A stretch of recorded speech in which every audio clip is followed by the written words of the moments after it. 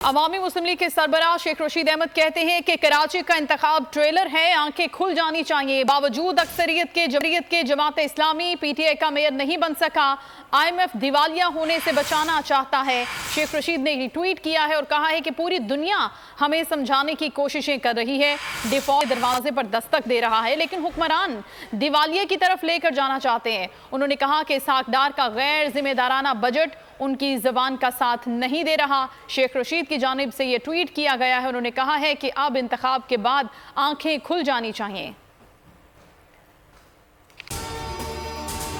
अगर आपको ये वीडियो पसंद आई है तो लाइक पर क्लिक करें। बिपरजॉय तूफान के खतरात कराची के साहिल तक पहुंच गए। समुद्री तूफान और शदीद बारिशों में नुकसान से बचने के लिए आवाम ये एहतियाती तदाबीर इख्तियार करें।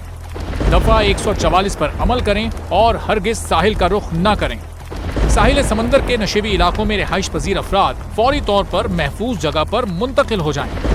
दौरान बारिश और आंधी में गैर जरूरी बाहर निकलने से परहेज करें। तमाम जरूरी अद्वियात प्लास्टिक के बैग में अपने साथ रखें। बिजली के तार और खंभों से दूर रहें और उन्हें हरगिज ना छुएं, ये जानलेवा हो सकती हैं। गाड़ी चलाते हुए एहतियात करें और स्लो ड्राइविंग करें। गाड़ियों और मोटरसाइकिल को बिजली के खंभों के नीचे पार्क मत करें। दरख्तों, साइन बोर्ड और PMT के नीचे खड़े ना हों। जनरेटर या पानी की मोटर को गीला होने से हत्तुल इम्कान बचाएं। सिंध हुकूमत और NDMA की जानिब से अवामी इमदाद के लिए हेल्पलाइन नंबर जारी किए गए हैं। आवाम से गुजारिश है, किसी भी इमरजेंसी की सूरत हाल से निपटने के लिए स्क्रीन पर मौजूद इन नंबर्स पर फौरी राब्ता करें।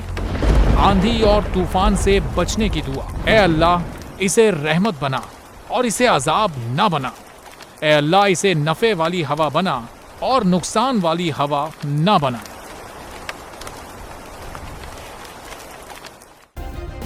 सब्सक्राइब करें और बेल दबाएं ताकि कोई खबर रह न जाए।